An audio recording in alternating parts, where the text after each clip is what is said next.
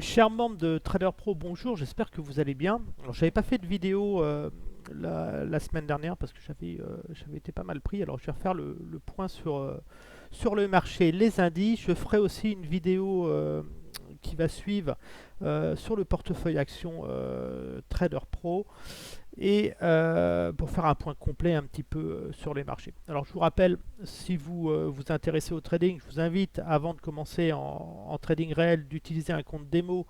Je recommande moi le broker XTB, hein, le lien est sous cette vidéo. Ouvrez un compte démo, entraînez-vous, essayez de faire comme moi sur les marchés et petit à petit vous allez maîtriser cette plateforme de trading qui est vraiment excellente pour trader. Les performances du portefeuille Trader Pro. Alors on voit que depuis la création du portefeuille, je l'ai créé en avril de 2024.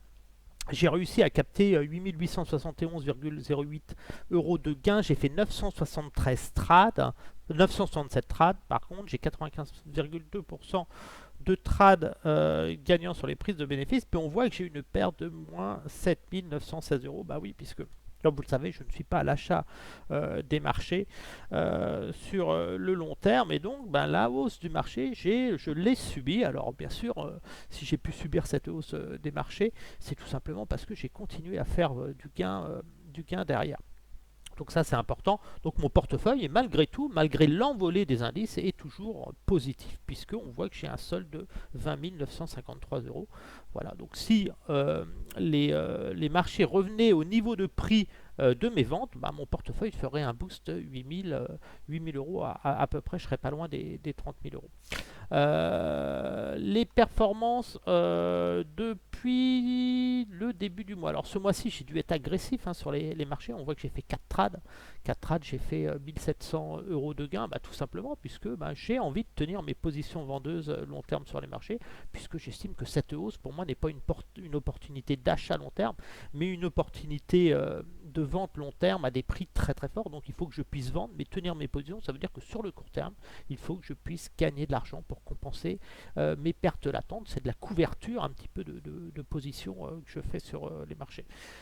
Donc c'est extrêmement important. Alors on va faire le point sur les indices, ce que je pense sur les indices. Alors déjà, vous savez, voilà, les marchés ont rebondi fortement. On voit que la hausse des marchés, tout simplement parce que l'inflation a baissé dernièrement. Les marchés se disent, ben voilà, l'inflation baisse, la Fed va baisser ses taux d'intérêt et donc on va repartir comme on l'a fait après la crise financière. Je rappelle que toute cette folle hausse des marchés, c'est lié bien sûr au taux d'intérêt qui était extrêmement bas. On a distribué de l'argent aux ménages qui ont pu emprunter sans compter et dépenser bien souvent une vie de travail. Euh, donc il faut savoir que l'inflation forte a permis aux entreprises d'annoncer d'excellents résultats, puisque si l'inflation a monté, qu'est-ce qui s'est passé? Les entreprises ont augmenté leurs prix et donc ont fait plus de profits, alors que les investisseurs pouvaient encore emprunter sur d'anciennes lignes de crédit pour garder leur train de vie. Mais aujourd'hui, les taux d'intérêt restent très élevés, et même si les taux d'intérêt baissaient, ils resteraient très élevés. Je vois autour de moi où des gens n'ont plus la capacité d'emprunter, ne serait-ce que pour acheter une maison, ils se rendent compte que ils ont perdu 50 000 euros, voire 100 000 euros de pouvoir d'achat rien que par la hausse des taux. Je rappelle que moi, quand j'ai acheté mon dernier bien immobilier, j'avais un taux à 1,85%.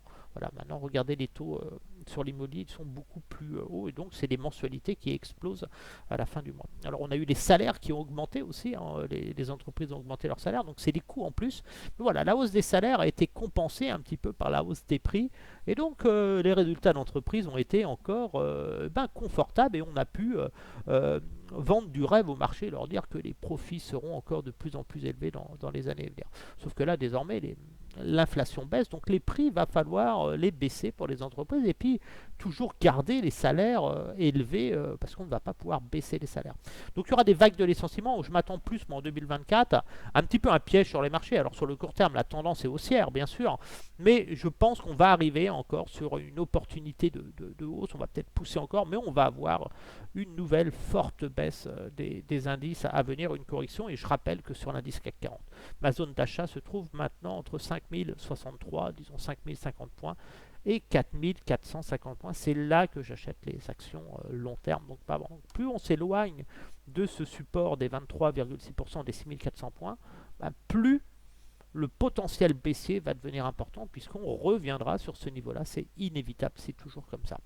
Alors, qu'est-ce que j'ai en portefeuille? On va regarder les positions que j'ai en portefeuille.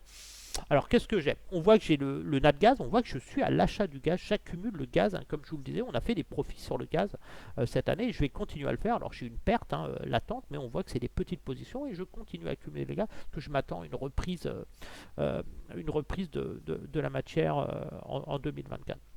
Alors aussi, il faut comprendre que là, l'énergie s'est effondrée, l'énergie baisse, ce qui est un signe de récession en fin de compte. Les marchés pensent que l'économie va bien, mais en fin de compte, on est déjà en récession en Allemagne. On voit la France, pareil, les résultats sont vraiment pas prometteurs. Donc on va rentrer dans une phase de récession. Alors peut-être que les taux d'intérêt baisseront, l'inflation restera certainement au-dessus des 2%, et on ne verra pas des taux d'intérêt comme on les a vus ces dernières années, aussi proches des zéros qu'on a connus. On va avoir une hausse du chômage et puis voilà, une chute de la consommation des ménages. Donc le premier indicateur que je vais surveiller pour vous, c'est l'évolution de la consommation des ménages aux États-Unis qui représente 70% du PIB. Alors on a ce rallye de fin d'année qu'on avait annoncé dernièrement, ça fait 2 ou 3 vidéos où je vous dis attention, il y a un rallye de fin d'année, les marchés vont monter. Certains ont pu profiter, j'ai des membres de Trader Pro qui ont acheté le marché, qui font de belles performances. Voilà, mais il faut savoir qu'après ce rallye de fin d'année, on va revenir à la réalité économique puis géopolitique. On voit la guerre en Ukraine qui est toujours présente, avec un soutien des États-Unis qui commence à être réduit, et donc l'Europe va se retrouver à gérer cette crise ukrainienne avec une Russie de plus en plus belliqueuse et tout, et donc cet impact économique va générer des tensions géopolitiques au sein même de l'Europe, puis les dettes européennes vont aussi exploser, et puis on a toujours au Moyen-Orient où les tensions sont extrêmes avec la guerre en Israël et la bande de Gaza, dans vraiment un secteur géographique qui est vraiment une poudrière et qui peut impacter bien sûr le commerce international mondial. Et puis on a toujours cette Chine où on n'a pas trop d'informations de la Chine sur la situation de la crise immobilière. On sait qu'Evergrande est en grande difficulté, voilà. Mais en Chine, on sent qu'il se passe des choses, on a une crise profonde, et voilà, c'est un petit peu caché, et derrière il y a énormément de pertes financières qui sont à prévoir. On a aussi le crack obligataire qu'on a eu, le crack obligataire, bien sûr, on n'a pas encore vu les pertes de ce crack obligataire. On a eu un crack obligataire, mais aucune banque, personne n'annonce de pertes actuellement.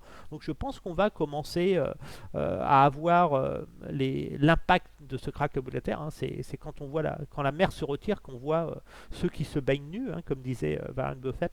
Donc là, je pense qu'on va avoir de graves surprises en fin de compte sur le secteur obligataire, sur le secteur bancaire et de l'assurance. Je pense que la crise n'est pas terminée, et il va falloir que ces secteurs qui investissent dans l'obligation affichent leurs pertes. Maintenant ils vont devoir prendre des pertes, et là ça va être un petit peu dramatique. Donc voilà, donc sur le VIX je reste à l'achat aussi, on va regarder pourquoi. Le cacao, toujours ma plus grosse perte sur le cacao, mais je tiens cette position actuellement sur des records historiques. Je pense qu'on va avoir, c'est cyclique, les matières premières, à un moment je vais récupérer énormément d'argent sur cette position. Le Nasdaq, j'ai vendu un petit peu bas sur le Nasdaq, j'ai pas fait d'achat, j'ai un prix de revient à 15 050 points, donc on voit que ça a fortement monté, je perds 1400 euros, mais ça ne m'inquiète pas puisque le niveau de prix est quand même proche du record historique, et je vais certainement pouvoir travailler le marché à la baisse, puisque mon but maintenant c'est plus d'attendre des accélérations haussières pour vendre le marché et faire tourner une proposition jusqu'à un décrochage des marchés futurs. Le DAX, j'ai pris une petite position sur le DAX à la vente, donc je vends quasiment sur des records historiques. Regardez les niveaux de vente que j'ai, c'est vraiment des gros niveaux de vente. Alors je rappelle que sur XTB, le DAX 30, le DE30 passe maintenant sur le DAX 40, donc pensez à basculer cette position, même si on peut encore trader bien sûr le DAX 30. L'Italie, pareil, l'Italie, un marché qui booste encore, malgré la dette astronomique de l'Italie, les tensions un petit peu avec l'immigration, les tensions politiques dans le pays. C'est un pays systémique pour l'Europe, l'Italie, donc attention sur ce pays, même si actuellement on voit que ça continue à monter. Donc ma perte, il va falloir que je travaille ça, mais garder ces positions baissières, puisque je suis en train de jouer une phase récessionniste sur l'économie mondiale à venir. On n'a pas eu de récession depuis 2009, tout a été artificiel, on a soutenu les marchés, et puis on voit que la récession qui aurait dû arriver en 2021 a été stoppée fait par les banques centrales, on est intervenu, ça a généré un dernier boost, hein, les entreprises ont continué à racheter leurs propres actions avec d'anciennes lignes de crédit, voilà. Mais à un moment on va à une récession, c'est cyclique, on ne peut pas vivre, le capitalisme ne peut pas fonctionner sans des phases de récession et de purge, donc c'est inévitable, on va l'avoir. Alors là on est en pause, on a ce rallye de fin d'année, on est monté très très vite, donc attention, ça peut encore monter, mais à un moment ça va descendre aussi très très vite. Le Japon, toujours pareil, je surveille le yen, hein, on voit que la banque centrale du Japon a baissé ses taux d'intérêt, les laisse sous les zéros, donc voilà, donc c'est pas bon pour le yen, ça peut être porteur pour l'indice Nikkei. Je pense que c'est le fait que la banque du Japon n'a pas a laissé ses taux d'intérêt sous les zéros qui ont fait qu'on a eu cette hausse de l'indice Nikkei fortement ces derniers mois, ça a été anticipé. Maintenant on va revenir un petit peu plus à la normale, donc je ne serais pas surpris de voir enfin des signaux de vente après ce rallye haussier sur l'ensemble des indices se terminer prochainement. Donc on va regarder un petit peu sur les ordres en attente, qu'est-ce que j'ai. Alors vous voyez, pour l'instant j'ai rien, on est en fin d'année, j'ai quelques positions, je fais un petit peu de trading et tout, mais voilà, je ne fais rien, on voit vraiment que je suis à l'achat sur le VIX sur des niveaux vraiment inférieurs, et sur le Natgas, toujours que j'achète, je n'ai rien en portefeuille, je ne sais pas ce que je vais faire encore, là je ne suis pas à vouloir acheter les marchés sur le court terme. Si je devais acheter, ce serait peut-être des opportunités spéculatives sur du très court terme pour jouer des coups de trading. Et je vais plus chercher à attendre la fin du mouvement haussier, des beaux signaux de vente MA H1 ou H4 pour vendre les marchés à nouveau sur des prix records et astronomiques. Donc voilà pour l'instant ce que j'ai en portefeuille. Enfin, on va regarder un petit peu les indices. Alors le CAC 40, qu'est-ce qu'on a sur le CAC 40? On voit le CAC 40 est très éloigné des MA mensuels, très éloigné du support des 23%. Je rappelle que même si l'indice monte comme ça, il reviendra sur ce niveau-là. C'est le minimum. Il faut plus vous éloigner des 23%, moins il faut acheter, plus il faut prendre de bénéfices. Donc le CAC 40, qu'est-ce qu'on peut faire? On va regarder. On est toujours dans une dynamique haussière, on voit bien sur le CAC. Alors là, vous verrez, j'ai mis des petits niveaux. C'est pour moi, en cas d'envolée de l'indice, le potentiel qu'on peut avoir avant une forte correction. Donc là, c'est des niveaux extrêmes. Donc par rapport à ce niveau-là, vous voyez, l'indice pourrait prendre encore 10%. Donc il faut être prudent à la vente. J'ai pas de position vendeuse sur le CAC pour l'instant, mais je vais en avoir, puisque vous savez, moi j'achète quand on baisse, j'ai plus tendance à vendre et à prendre mes bénéfices quand ça baisse. Ici j'avais pris des bénéfices aussi. On voit, c'est pour ça que j'avais fait 8000 euros. Après, je n'ai pas forcément envie d'acheter ce mouvement-là, je ne suis pas à l'achat sur ce mouvement-là, même si je sais qu'on peut monter. J'ai plus envie de jouer les ventes tant qu'on n'a pas eu cette phase de récession économique. Voilà, c'est pas que je n'ai pas envie d'acheter les marchés, j'aurais eu envie d'acheter les marchés si on avait eu une récession économique, mais là on ne l'a pas eu, donc pour moi ce mouvement est un piège. On a eu une amorce baissière ici, on a eu un rebond, et puis là c'est vraiment en paire, on n'a pas eu de correction économique mondiale, alors que tout est dramatique sur les marchés, hein. Jamais la situation n'a été aussi catastrophique. Je rappelle la dette des États-Unis aussi, qui est astronomique. Les caisses des États-Unis sont vides actuellement. On est en train de se poser la question, est-ce qu'on peut soutenir l'Ukraine, ou est-ce qu'on doit soutenir la frontière mexicaine avec les États-Unis? C'est dramatique, on a les élections américaines à venir. Donc voilà, donc je pense que l'année 2024, c'est une année qui va être extrêmement dangereuse, puisqu'elle est déjà pricée par les marchés. Cette hausse qu'on a là, c'est vraiment, en fin de compte, l'optimisme le plus total. On parie sur les choses les meilleures, en fin de compte, mais ça ne va pas durer. Donc il faut tout simplement profiter de ce mouvement haussier pour attendre et pouvoir vendre tranquillement de beaux signaux de vente qui permettront de gagner beaucoup d'argent, sachant que de toute façon, on ne peut pas acheter sur ce niveau-là. Le niveau le plus proche pour acheter l'indice, c'est toujours le retracement des 23%. N'allez pas chercher ailleurs, c'est le niveau le plus proche, même si moi je préfère la zone mineure et majeure, parce que j'aime bien profiter de cracks boursiers. Donc en daily, qu'est-ce qu'on a? On a un signal d'achat daily, on voit, on a un signal de daily validé. Donc là, normalement, on devrait jouer le pullback. On peut jouer le pullback. Donc moi, je vais profiter du pullback pour jouer, parce que si on baissait, on ne va pas se retourner comme ça. Essayer de tenter un petit pullback. Donc je vais juste laisser trois petits ordres dans les MA ici, capter un pullback technique. Le but, c'est vraiment de profiter d'une accélération et faire quelques gains rapides. Donc je vais me positionner comme ça, je vais être très bien. Je vais regarder en 4 heures. Ok, en 4 heures, je suis là, je suis pas mal. On a ce mouvement, on a eu ce gros mouvement haussier, on a eu cette baisse. On peut utiliser les petits retracements, on n'est pas au point près, hein. Le but, c'est de se dire, voilà, on se positionne et on essaye de gagner de l'argent sur une accélération. Est-ce qu'on a de la chance de gagner? Donc voilà, si on baisse ici, est-ce qu'on a de la chance de pouvoir revenir sur ce niveau-là? On a ce niveau ici qui est pas mal, 7003, voilà. Donc là, on peut jouer le pullback MA. À la rigueur, on pourrait presque se mettre ici. 7400 ici. Je vois un mouvement vraiment léger. Et le stop, hein, on le placera sur des prochains signaux de vente. Donc, je vais vraiment jouer ces trois niveaux-là.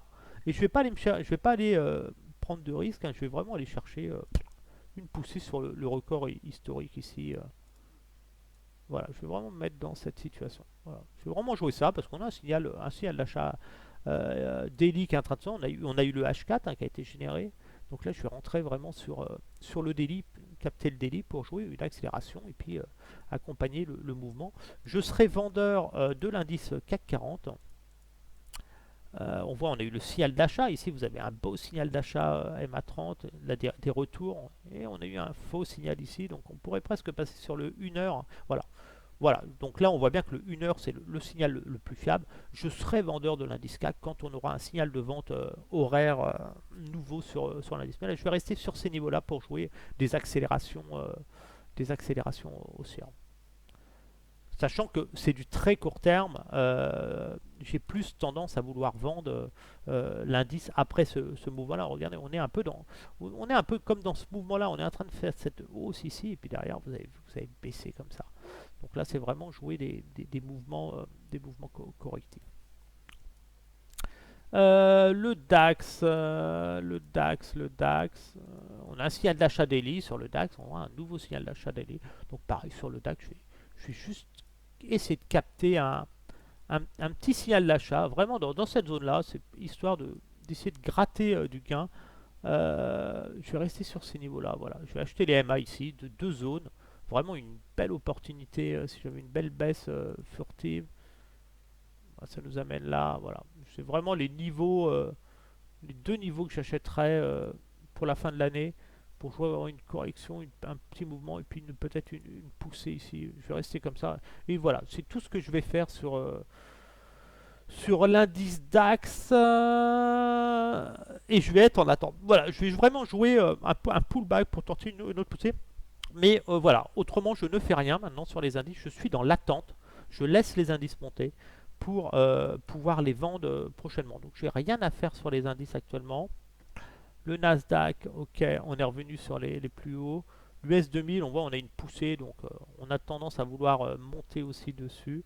Donc voilà, je ne fais rien. On est en haut de range, attention ici. Hein. Voilà, donc là maintenant, les marchés, on a eu ce fort rebond des marchés, on est sur des records historiques. Je veux bien jouer un petit mouvement, si vraiment on avait une baisse furtive remontée, je sais que si on baissait là, on remonterait, parce que on ne peut pas s'inverser comme ça, inverser brutalement la tendance. Et j'ai même pas envie de me mettre... je vais rester en daily, je suis là. Ouais, celui-là, je vais même me mettre ici. J'ai même pas envie d'acheter le... Voilà, je vais rester comme ça. En gros, il n'y a rien à faire sur les marchés actuellement. Ça sert à rien de vous précipiter à l'achat. Moi, je vais vendre les plus hauts. J'attends, j'ai des positions, je vais travailler mes positions. Le but, c'est que toutes ces positions, je puisse les avoir, les conserver pour profiter après de la phase récessionniste des marchés. Donc voilà, donc ici, qu'est-ce qu'on a le Natgaz, bien sûr, on voit bien le Natgaz, regardez historiquement, avec la guerre en Ukraine, tout ce qui se passe sur le gaz, alors ça peut baisser, bien sûr, on essaye de faire craquer la tente, mais bien sûr, je suis acheteur du Natgaz ici, et je vais au minimum rechercher les 4,50. Si on reprend le dernier mouvement baissier, j'avais pas mis ici. Hop, ça c'est le plus bas ici. Voilà. Voilà, on voit, c'est la zone là, ça veut dire que là, ça peut baisser, voilà, mais on vient chercher ce niveau-là, donc je vais acheter le Natgaz encore sans aucune hésitation, ça je garde. Le VIX aussi, hein, le VIX j'achète, on voit bien le VIX j'achète, donc si ça baisse, j'achète pour jouer. Pareil, hein, une remontée, du VIX, on voit bien, c'est à peu près ouais, sur les 25, 26. Donc voilà, c'est vraiment ce que je fais, on voit, hein, j'accumule le Nasdaq et le VIX. On le voit ici, c'est vraiment ce que je suis en train de faire. Et puis je fais deux petits achats techniques que je laisse sur le DAX. Mais autrement, je ne fais rien. Je suis, si le marché part à la baisse, je suis déjà équipé. Donc c'est très très bien. Donc voilà pour les marchés. On va regarder. Qu'est-ce que je voulais voir d'autre avec vous? Bah, j'ai fait le tour. Ça veut dire que là, on reste dans l'attente. En fin d'année, on ne cherche pas à se précipiter à l'achat. Surtout, n'achetez pas sur ces niveaux-là. C'est suicidaire. On aura une forte correction à venir. On est dans un mouvement. Et puis voilà, on achète toujours. Les retours, on va être attiré là. Donc même si ça monte un moment, ça va redescendre. Vous allez vous faire piéger. Donc voilà pour la petite vidéo du week-end. On va regarder le portefeuille action. Je vais faire la surveillance sur le portefeuille action. Et vous allez voir qu'on est très éloigné de mes prix d'achat. Donc ça renforce mon scénario de ne surtout pas acheter les marchés sur ce niveau de prix. Sur ce, je vous dis à bientôt et bonne fin de week-end.